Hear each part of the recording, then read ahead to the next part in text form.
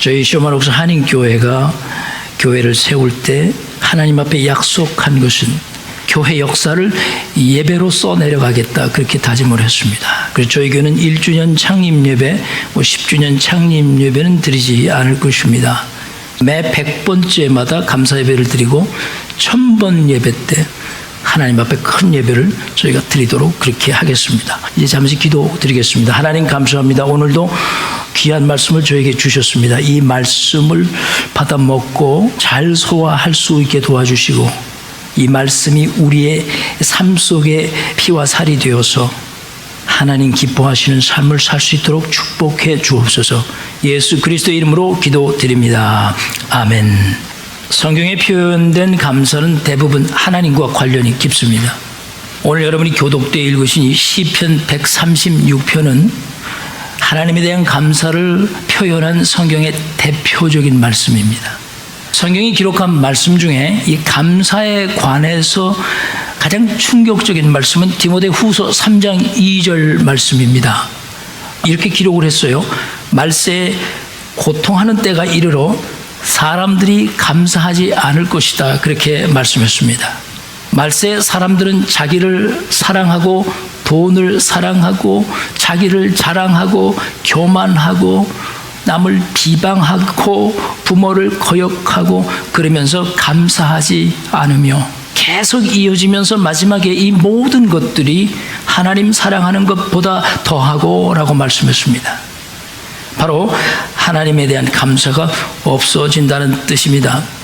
감사하지 않을 것이라는 이 말씀이 여러분과 내가 살고 있는 이 시대 사람들에게 아주 아이러니컬하게 들리는 이유는 우리의 언어적으로 이 말세 시대만큼 감사를 많이 사용하는 시대가 없기 때문입니다. 현대인들이 사용하는 언어 중에서 이 감사, 영어로는 thank you입니다. thank you. 현대 문명인들은 알게 모르게 감사라는 언어를 하루에도 수십 번 사용합니다. 제가 여러분에게 오늘 말씀드리려고 하는 것은 성경에서 말씀하고자 하는 감사의 의미를 현대인의 예절 표현이 된 일반적인 감사와 혼동하지 말라는 것입니다. 그런데 이런 현대인들의 표준화된 감사가 아주 심각할 정도로 우리 신앙인들 사이에서 하나님께 적용되고 있다는 것입니다. 하나님께 대한 이 감사가 표준화가 되면 그것은 더 이상 감사가 아니라 예의가 되어버립니다. 그래서 저는 오늘날 교회에서 보편화된 이 특정 기간에, 예를 들면 특정 절기에 감사 봉투를 교회가 배부하지 말고 이런 것들이 다 사라져야 한다고 생각하는 사람입니다. 물론 성경이 감사에 대해서 부인하는 것은 절대 아닙니다. 골로새서 2장 6절에서 7절 말씀에 보면 감사에 대해서 아주 중요한 말씀을 했는데 이렇게 말씀했습니다. 잘 들어보십시오. 그러므로 너희가 그리스도 예수를 주로 받았으니 그 안에서 행하되 그 안에 뿌리를 받고 세움을 받아 교훈을 받은 대로 믿음에 굳게 서서 그 다음에 감사함을 넘치게 하라, 그렇게 말씀했습니다. 이 말씀에서 감사가 제일 나중에 기록되는 것은 그리스도인의 신앙생활에 대한 평가가 감사로 종결되기 때문입니다. 그런데 이곳에 함정이라는 것이 있는데요. 이 함정이 무엇이냐 하면 감사를 어떻게 하라고 말씀했습니까? 감사를 넘치게 하라고 그랬거든요. Overflowing Thanksgiving이에요. 막 콸콸 넘쳐 흐르는 겁니다. 감사함을 넘치게 하라고 한 이 성경의 표현을 사람들은 물질과 연관시켜 해석해 왔습니다. 그래서 물질을 많이 콸콸 넘치게 바치는 사람이 감사를 제일 잘하는 신앙인, 아주 좋은 신앙인들로 잘못 인지되어 왔습니다. 그러나 이 말씀에서 넘치게 하라, 콸콸 넘치게 하라는 뜻은 어떤 물질에 연관시키기보다는 여러분과 내 마음 깊은 곳에서 솟아 넘치는 솟구쳐 올라오는 마음의 상태를 뜻하는 것입니다. 그래서 감사라는 단어는 이 시대에 가장 많이 쓰이면서도 말세 시대의 성경이 감사가 없다고 디모데후서 3장에 말씀하신 그 뜻은 여러분과 내 마음 깊은 곳에서부터 콸콸 넘쳐 흐르는 하나님에 대한 감사가 없다. 그 뜻을 말씀하는 것입니다. 자, 오늘 본문으로 제가 택한 누가복음 17장 11절과 19절 말씀에는 감사를 드리는 것만으로 생각해봤던 인간의 그 굳어진 사고방식을 뒤집어버리는 사건이 기록되어 있습니다. 오늘 본문 말씀에는 10명의 나병 환자가 아주 특이한 방법으로 치유되는 과정을 아주 자세히 기록했습니다. 여러분이 아시다시피 문둥병은 전염병이 강한 불치의 병입니다. 그래서 문둥병 환자들은 가족과 사회로부터 격리되어서 살아가야 했습니다. 그러므로 문둥병 환자들은 가족들이 돌봐줄 수 없는 상태에서 병과 싸워야 하는 고독함이 있었고요. 그뿐만이 아니라 마음의 깊은 상처를 가지고 절망 속에서 하루를 살아갔습니다. 그런 상태의 문둥병 환자들이 고침을 받는 이 본문의 이야기는 단순히 병을 고침을 받는 것 그 이상으로 깨지고 분열되고 격리되었던 인간이 예수 그리스도를 만나면서 회복되는 과정을 묘사한 감동의 휴먼 다큐멘터리입니다. 이런 회복의 중심에 하나님께 대한 마음에서 막 콜콜 넘쳐 우러나오는 감사가 이 이야기 중심에 도사리고 있습니다. 자, 여러분과 내가 오늘 이 말씀 속으로 한번 들어가 봅시다. 자, 10명의 문둥병 환자들이 바라는 유일한 소원이 무엇이었을까요? 한번 깊이 생각을 해 보십시오. 자신이 처한 이 더럽고 추한 상태에서 하루속히 빠져나오는 것입니다.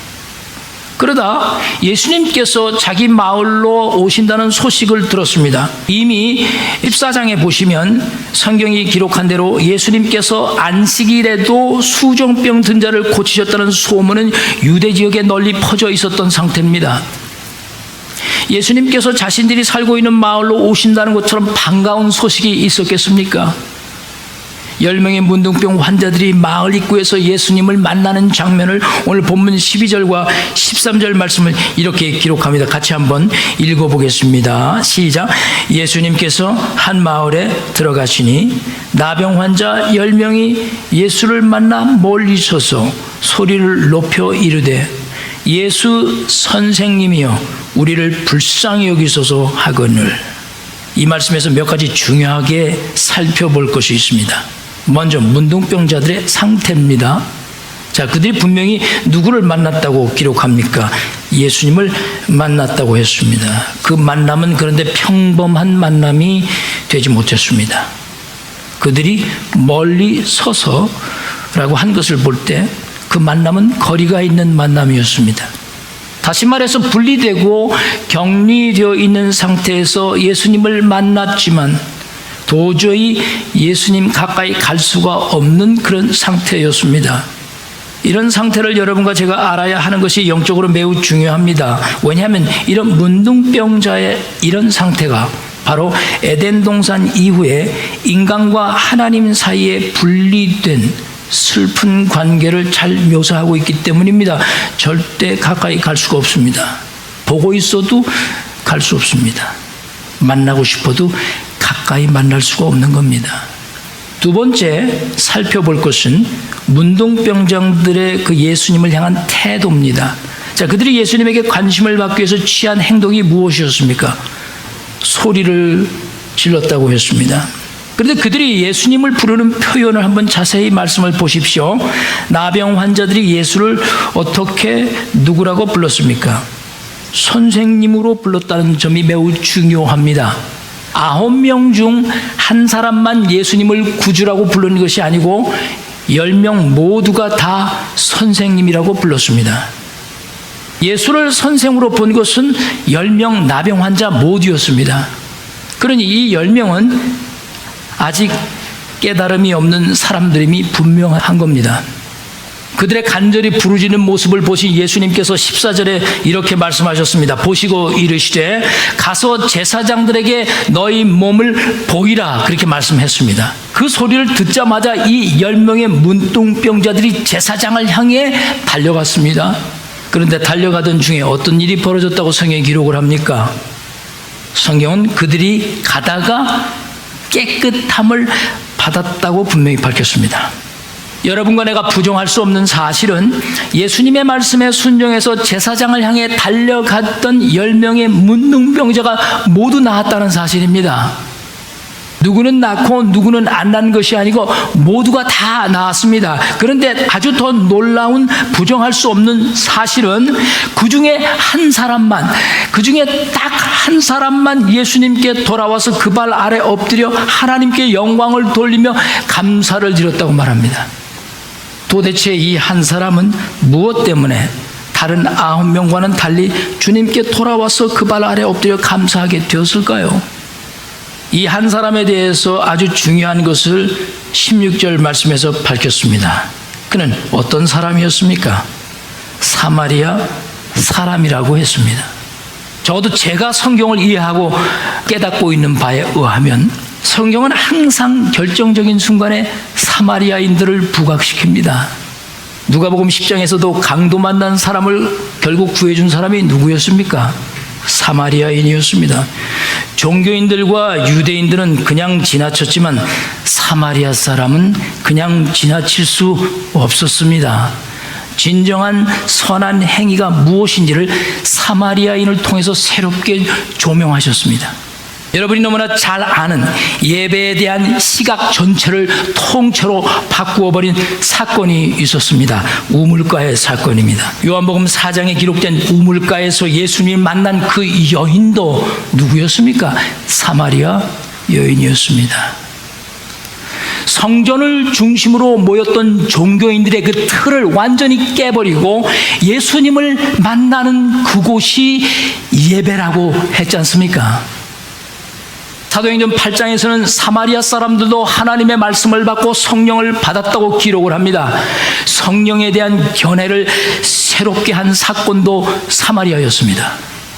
성경에는 구원받을 자격이 없는 것처럼 생각되고 보여졌던 사람들이 구원을 받는 겁니다. 그렇다면 오늘 본문의 그 나머지 9명은 도대체 누구였을까요? 저는 아주 이지하게 답이 나왔습니다.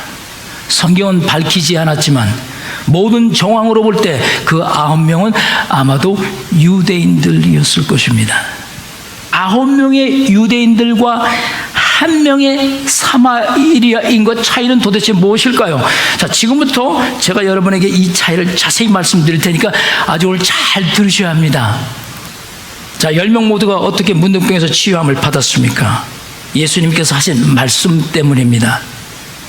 제사장에 가서 내 몸을 보이라 하는 말씀을 듣자마자 달려가는 도중에 모두 깨끗함을 받았습니다. 문둥병자라는 그 참혹한 상황에서 그들은 이제 완전히 해방된 겁니다. 10명 모두에게 일어난 사건입니다. 이것은 문둥병의 문제뿐만 아니라 깨진 인간관계의 회복까지 모든 것이 되돌아온 겁니다. 그러면 당연히 감사를 해야 하지 않겠습니까? 그럼에도 불구하고 1명, 통계적으로 보면 10%만 감사한 겁니다. 그러면 이것이 도대체 무엇을 뜻하는 것일까요? 자, 감사라는 것은요, 인간이 처한 환경과 상황이 바뀌었다고 할 수 있는 것이 아닌 겁니다. 혹시 여러분 그렇게 생각해 오셨을 수도 있습니다. 나빴던 환경과 좋지 않았던 상황이 좋아지면 마땅히 감사를 해야 하죠. 그런데 90%는 지금 안 하지 않습니까? only 10%만 했습니다. 그러니까 인간은 상황과 환경이 좋게 변화되었다고 감사할 수 있는 그런 존재가 되지 못한다는 뜻입니다. 성경에서 말씀하고자 하는 이 감사는 여러분과 나의 형편에 기준하지 않습니다.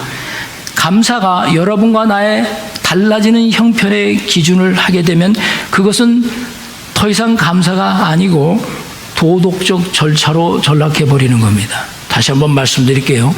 환경과 상황에 따라서 우리가 감사를 하게 되면 그것은 더 이상 감사가 아니라 도덕적인 예의와 절차로 전락돼 버린다는 것입니다. 주님께서 10명의 문둥병자들에게 뭐라고 말씀하셨는지 한번 14절 말씀을 잘 보십시오. 보시고 이르시되 가서 제사장들에게 너의 몸을 보이라 하셨더니 그들이 가다가 깨끗함을 받은지라. 여기서 예수님께서 가서 몸을 보이라고 하신 이 말씀, 가서 보이라고 하셨을 때는 이미 제사장 앞에 가기 전에 문둥병이 나을 것이라는 뜻입니다. 아멘. 그들은 병든 몸을 제사장에 보이기 위해 달려갔습니다. 자, 15절 말씀을 보십시오. 그 중에 한 사람이 자기가 나은 것을 보고 그가 무엇을 보았다고 말씀했습니까? 자기가 나은 것을 보았다고 했습니다. 그런데 이 보고라는 말이 매우 중요한 겁니다. 그냥 단순히 자기가 나은 것만을 본 게 아닙니다. 이 사람은 그는 자신이 나은 것을 보고 분명히 깨달은 것이 있었습니다. 이 깨달음이 오늘 여러분과 나에게도 매우 중요한 겁니다. 무엇을 보고 그가 깨달았다는 것일까요? 이 사마리아 한 사람은 다른 9명이 보지 못한 것을 보았습니다. 그가 본 것은 자신의 몸이 깨끗해졌다는 것이 사실이지만 그가 그것을 통해 깨달은 것은 바로 예수 그리스도였습니다. 그가 본 것은 자신의 회복을 보았지만 그가 깨달은 것은 복음을 깨달은 겁니다. 사람들의 문제가 바로 여기 있습니다. 사람들은 회복에 중점을 둡니다. 변화에 중점을 둡니다. 그러나 정작 예수 그리스도에게는 사실 관심이 그리 없습니다. 사람들은 변화에 아주 민감합니다. 그러나 변화의 본질에는 무지한 겁니다. 그렇다면 목사님은 왜 사마리아 사람이 복음을 깨달았다고 보십니까? 라고 여러분은 질문을 저에게 하셔야 합니다. 그 이유는 그가 계속 달려가지 않았기 때문입니다. 나머지 9명은 몸이 깨끗해진 것을 보았지만도 알았지만도 계속해서 달려갔습니다. 그러나 사마리아 사람만 달려가던 길을 멈추고 되돌아가지 않았습니까? 누구에게 되돌아갔습니까? 예수님께로 되돌아가지 않았습니까? 나머지 9명은 계속 달려갔어요. 어디로 달려갔습니까? 누구에게 달려갔습니까? 제사장에게로 달려갔지요. 이것이 바로 종교와 복음의 차이입니다. 종교가 가진 특성은 상황이 변하고 환경이 변하면 만족합니다. 그러나 진정 깨닫지 못하는 겁니다. 그러나 복음은 여러분과 나로 하여금 상황과 환경이 변하는 것을 절대 만족하지 않습니다. 복음은 결국 복음의 주체이신 예수 그리스도께로 여러분과 나를 항상 되돌아오게 합니다. 이것이 복음이 가진 능력입니다.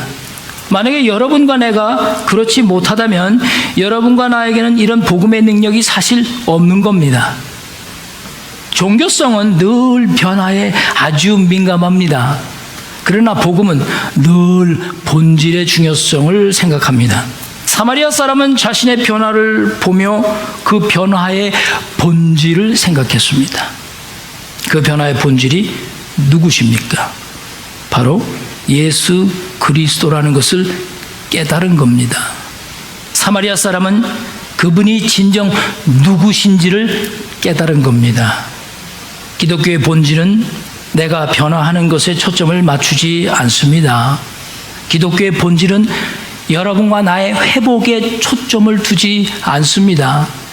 복음의 본질은 여러분과 나를 변하게 하시고 여러분과 나를 회복해 하시는 우리 주님께 항상 초점을 맞추게 하는 것입니다. 여러분을 변화시키기 위해서 예수님이 존재하시는 것이라고 생각하지 마십시오. 예수님은 원래가 계셨던 분입니다. 여러분이 있기 때문에 존재하시는 분이 아니고 원래부터 존재하셨던 분입니다. 그렇기 때문에 우리가 그 예수 그리스도를 진정 깨달으면 여러분과 나는 변하게 되는 것입니다. 변화를 위해서 예수님이 계신 것이 아닙니다. 그러니 우리가 그분에게만 초점을 맞추면, 그분에게만 우리의 삶을 고정시키면 모든 것은 되는 것입니다.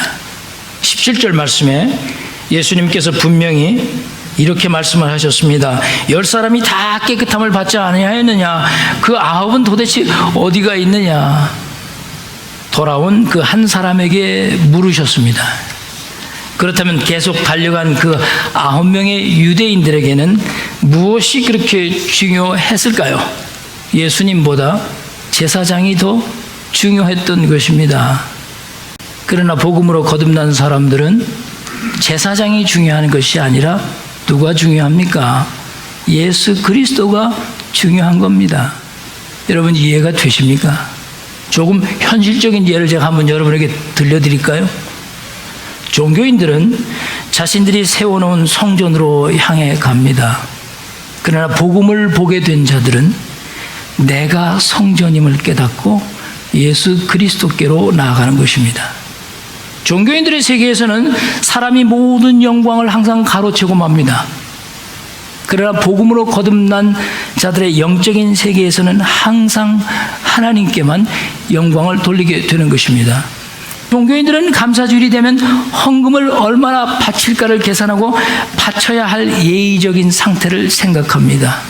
복음의 맛을 본 자들은 얼마가 중요한 것이 아니라 나눔이 중요한 것입니다. 그렇다면 단 한 명의 사마리아인이 제사장에게로 가지 않고 예수님에 돌아간 근본적인 이유가 무엇입니까? 더 이상 제사장에게 갈 필요가 없었기 때문입니다. 이것이 제가 말하려는 복음을 깨달았다는 이유입니다. 여러분과 내가 그리스도 예수 안에서 죄사함을 받았습니다. 아멘. 더럽고 추악한 모습에서 깨끗함을 받았습니다. 그것을 우리가 진정 깨달았다면 왜 제사장에게로 계속 달려가야만 할까요? 만약에 달려가는 도중에 문둥병이 낫지를 않고 제사장 앞에 가서야 딱 섰을 때 그 병이 나았다면 복음은 제사장입니다. 이미 죄사함을 받고 깨끗함을 입었다면 여러분과 내가 더 이상 종교적일 필요가 없는 겁니다. 그런데 왜 자꾸 종교적이 되시려고 하십니까?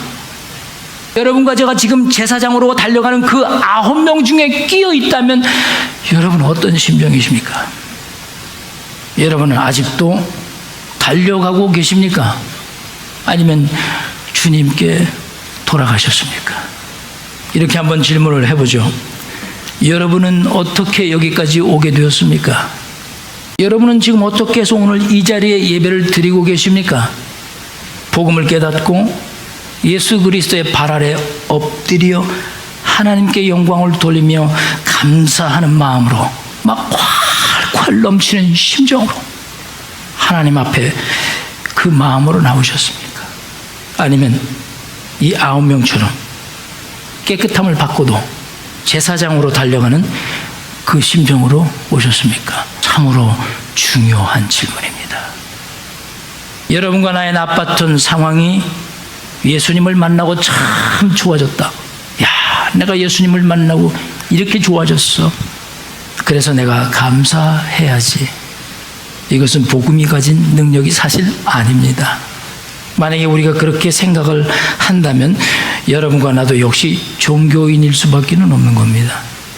복음은 변화를 통해서 여러분과 내가 만족하게 되는 것이 아니라 그 변화의 주체이신 예수 그리스도께 우리의 마음이 돌아가는 것입니다. 끝없이 돌아가야 합니다. 골로새서에서 말씀하는 감사를 넘치게 하라는 그 권면의 말씀은 우리의 변화를 놓고 감사하는 것이 아니라 복음을 통해서 내가 보고 깨달은 것에 대해서 나의 회복을 놓고 감사하는 게 아니고 그 회복의 주체이신 예수 그리스도에게 내 마음을 돌려놓는 겁니다.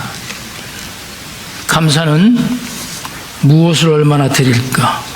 올해는 감사 헌금을 얼마나 해야 될까? 이만큼 내가 은혜를 받았으니 적어도 이만큼은 드려야 되지 않을까 생각을 하고 있다면 여러분과 나는 엄연히 말해서 종교인으로 길들여져 온 겁니다. 감사를 드리는 것은 매우 중요합니다. 주님께 돌아가서 그분의 발 아래 엎드려 영광을 돌리는 것이 사실 더 중요한 겁니다. 내가 복음을 통해 깨닫고 추하고 더러웠던 나의 죄를 용서해 주시고 나를 지금까지 있게 해 주신 그 주님께로 내가 향하고 있는지 그 마음이 돌아가고 있는지를 우리는 보아야 합니다. 바로 감사는 오늘 설교 제목대로 돌아가는 것입니다. 드리는 것뿐만이 아니고 우리의 마음을 주님께로 되돌려 놓는 것이 진정한 감사인 것입니다. 격리되고 차별받던 그 상태에서 그 아무도 가까이 와줄 수 없던 상태에서 그래서 멀리서라도 간절히 소리를 지를 수밖에 없었던 그 처지에서 이제 더 이상 멀리 서서 예수님을 향해 소리를 지르지 않아도 되는 내가 지금 바로 그분 발 앞에 엎드릴 수 있다는 것, 이렇게까지 주님 가까이 내가 나올 수 있다는 것, 그 은혜를 감사하는 그 감사를 주님이 보고 싶어 하시는 겁니다. 주님께서 돌아온 그 사마리아 사람에게 예수님께서 이렇게 말씀하셨습니다. 19절 말씀입니다. 우리 한번 같이 다 큰 소리로 한번 읽어보십시다. 그에게 이르시되 일어나 가라. 내 믿음이 너를 구원하였느니라 하시니라. 아멘. 추수한 것을 감사하는 것은 대단히 좋은 것입니다. 그래서 오늘도 우리는 1년을 되돌아보며 감사를 하는 것입니다. 그러나 추수 때 감사하는 것은 기독교만 하는 행위가 아닙니다. 무속신앙도 아메리칸 인디언도 발칸의 무예들도 자연을 숭배했던 수많은 역사 속의 인간들도 다 추수하고 감사했습니다. 그러므로 성경이 말씀하는 감사는 추수 때만 하는 것이 사실 아닙니다. 성경은 오히려 추수 때 심판이 있다고 했습니다. 성경에서 가르치는 감사는 범사에 하나님께 감사를 드리는 것입니다. 예의로 적당히 하는 그런 감사가 아니라 여러분과 내 마음에서 흘러 넘쳐 흐르는 감사, 오늘 그 한 명의 사마리아인의 마음 속에서 콸콸 넘쳐 흘렀던 그 감사, 그 심정으로 주님 앞에 나와 자신 전체를 드린 바로 그 사람, 만 우주의 주인이신 그분 앞에 엎드려 경배하며 하나님께 영광을 돌린 바로 그 사마리아인처럼 여러분과 나도 하나님은 그렇게 되시기를 원하시는 겁니다. 그런 감사가 여러분들 삶에 늘 충만하시기를 주의 이름으로 축복합니다. 우리 기도하십시다.